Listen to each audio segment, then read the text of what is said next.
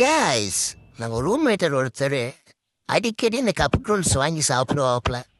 நாங்கள் ரொம்ப நாள் நானும் மச்சான்னு பார்த்துக்கிட்டே இருந்தோம்.